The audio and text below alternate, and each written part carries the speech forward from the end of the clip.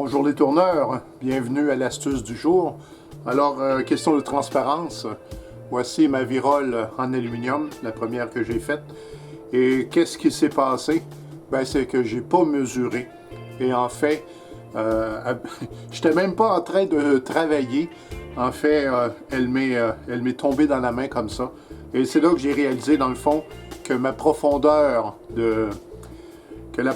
ici correspondait plus ou moins avec le tenon. Alors, j'avais même pas 1 millimètre de matériel et donc elle a brisé. Cependant, pour les plusieurs heures que j'ai travaillé avec, merveilleux, et je garde exactement le même design avec quelques différences. Et là maintenant, le truc d'aujourd'hui, c'est que je vais aller faire l'extraction de ça. En fait, je vais l'enlever. C'est de l'aluminium, donc c'est mou. Alors, je me suis mis une mèche 1/4. Et ce que je vais faire, c'est que je vais aller percer, mais pour être sûr d'être droit, ici, je vais m'appuyer sur la contrepointe. Et puis, ça devrait être pas pire. Je tourne lentement. Je vais regarder si je pourrais faire mieux, je reviens. Bon, alors, tout simplement, ce que je fais, c'est que je mets de la pression et j'ai bloqué mon arbre ici. Et je fais mon chemin. Ça se fait assez facilement. Et là, ce que je vais faire, c'est que je vais changer de grosseur de mèche jusqu'à temps que je sois complètement... que ma profondeur et mon diamètre soient parfaits. Et on prend tout.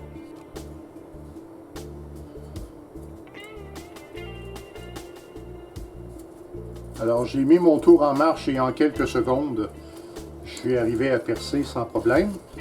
Et on ne se met pas dans le chemin parce que il y a quelques projectiles. C'était une bonne idée de commencer à la main. Donc, encore.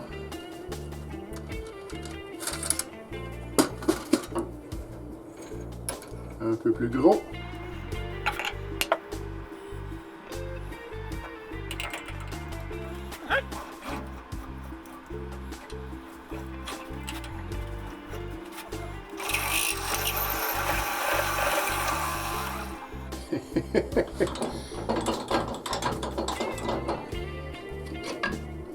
J'ai déjà dit à certaines personnes que moi j'aurais bien aimé peut-être faire un métier dans l'usinage.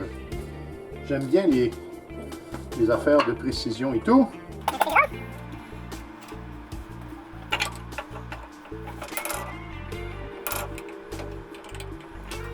Ce qui me motive, c'est de sauver mon manche. C'est vraiment la grande motivation.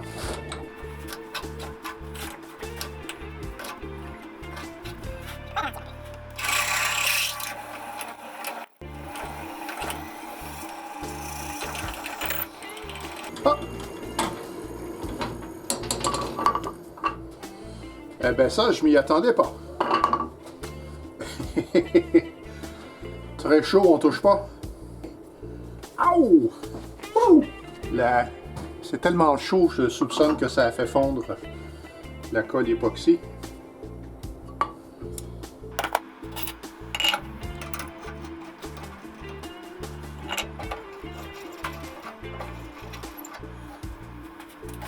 Vous avez été plusieurs à me faire remarquer que vous, personnellement, vous auriez fait le tenon plus long. Et là, j'ai l'occasion de mesurer. Et on est à 56 mm, 2 et 3/16 de profondeur. Tandis que mon tenon original, effectivement, avait 33 mm, 1 pouce et 5/16. Alors, j'ai de la place pour en donner plus, mais c'est pas là qu'est mon problème. J'ai pas de problème.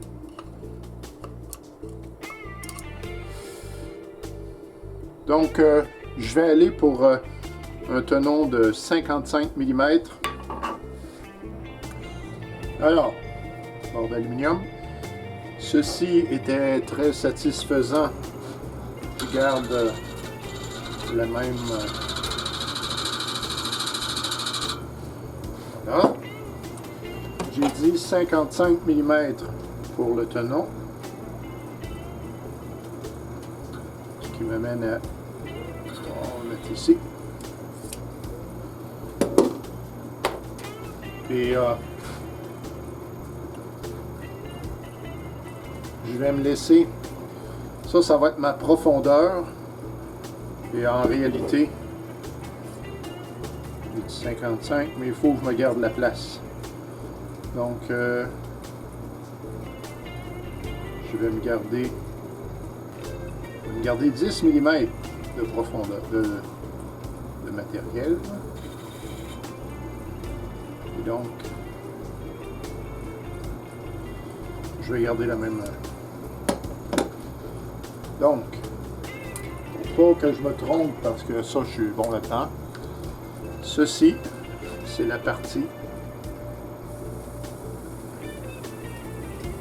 à réduire.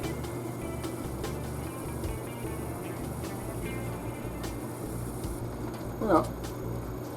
Vous vous souvenez des opérations? Je vais couper, je vais percer, je vais réduire, je reviens pour le collage.